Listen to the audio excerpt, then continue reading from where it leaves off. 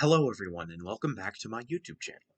Today I want to talk about how I lost every game in Silicon Dynasty and followed it up with winning every single game in my local cEDH tournament and made $300 in profit. If you like these kinds of videos, let me know by liking the video and subscribing to the channel. So without further ado, let's get into it. So first things first, why did I lose every single match at Silicon Dynasty? Anyone who knows me in cEDH knows that I play a lot of Captain Sisay. And while I think the deck is really good and is heavily underrated, I think that was part of why I lost every match. But maybe not for the reasons that you think. You see, I'm a player who likes playing a very wide variety of decks and strategies to practice a diverse set of skills. But I would only play Captain Sisay in larger cEDH events. I honestly feel like I'd just been burnt out on the deck. Burnout leads to exhaustion, exhaustion leads to very sloppy plays lead to frustration, frustration leads to less critical thinking. It's a vicious cycle that can ruin a tournament, or a series of tournaments in my case, for any player. Now, with me playing only Sisay for so long, a bad streak was inevitable. This streak lasted for about 2.5 months, beginning right after my back-to-back 5th place and 2nd place finishes at Gabby's Olympic Cards and Comics, and then my local monthly cEDH tournament on November 5th and 6th. I was at a high point, but I would need a break from playing Sisay, and this is something I wouldn't realize until 2.5 months later.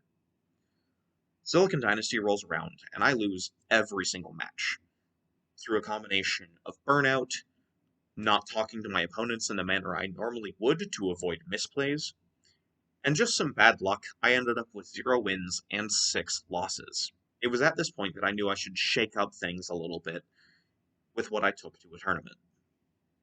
Now, just 2 weeks after Silicon Dynasty, one of my local shops decided to run their first cEDH event. My friend Topher Wallace and I had a meeting with the staff to provide resources and advice for running the event, since we had a lot of experience with it over the past year with BDX cEDH. With everything set for the event to run, I just had to pick what I was going to play. I decided to take a page out of Ben Loeb's book, and seeing as he had just won Silicon Dynasty with Timna and Malcolm, I decided to change my Timna and Sakashima mid-range consult list to more closely reflect what Ben played while maintaining a little of my personal flair, keeping the deck a bit more mid-range to fit my playstyle. I also had a multitude of friends offering up advice, or just telling me that I'm an outright loon and that I should play different cards, only some of which changed, to help me dilute my deck list into something that could succeed. And boy did it succeed. I feel like I was in a pretty commanding position every single game. Game 1, I won off of Thassa's Oracle and Tainted Pact. Game 2, I won off a very convoluted line that involved Laboratory Maniac, which will get its own videos very soon. Game 3, I Gilded Draked Winota and flipped into Opposition Agent and Sarah Ascendant and won through combat damage. In Game 4, I eventually won with Thassa's Oracle and Tainted Pact once more. One card that substantially overperformed for me in this event was Grazilax, Ithilid Scholar. This creature has a combat effect very similar to Timna the Weaver, hence my last video calling it Timna at Home. And with both out, drawing a full 7 cards every turn cycle by hitting 3 players accrued a significant advantage. I happened to draw Grazilax all 4 rounds, and resolved it 3 of those 4. I think it drew me around 20 cards in those 3 rounds.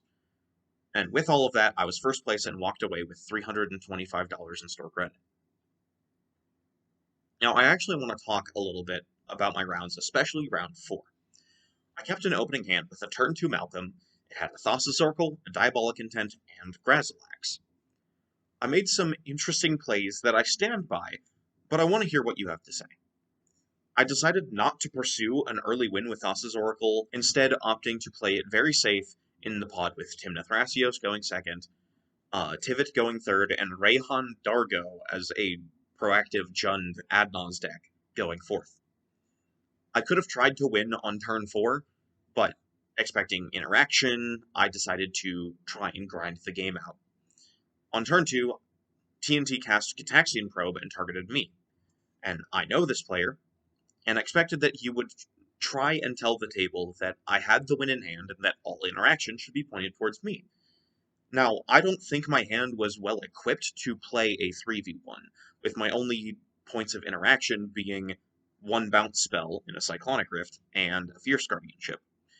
Then I also had the Grazilex to try and draw some cards. I drew into Grim Hireling in order to make more treasures and bank more mana for later turns. But I don't think that that hand can effectively play a 3v1 against that pod. So, with that, I decided to cast Fierce Guardianship targeting the Cataxian Probe to deny the player information.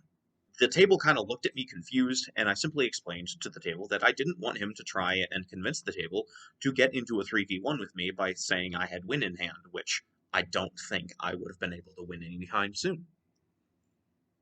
Satisfied with the answer, the turn cycle continued. On my next turn, I drew a Pact of Negation. I played a fetch land and cracked it, and then the TNT player once again had interaction to try and look at my hand, this time through an opposition agent, in response to my fetch land. Still not wanting to play a 3v1, I cast Pact of Negation targeting the opposition agent. Once again, weird looks, but I explained that I needed mana. The table seemed satisfied with that answer too. So after several more turns of back and forth and an overloaded Cyclonic Rift later, I won the game through Thassa's Oracle in my hand.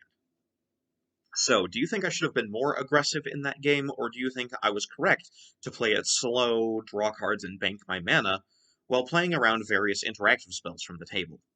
Let me know in the comments below. And that is all for this video. Thank you for watching, and I will see you again soon.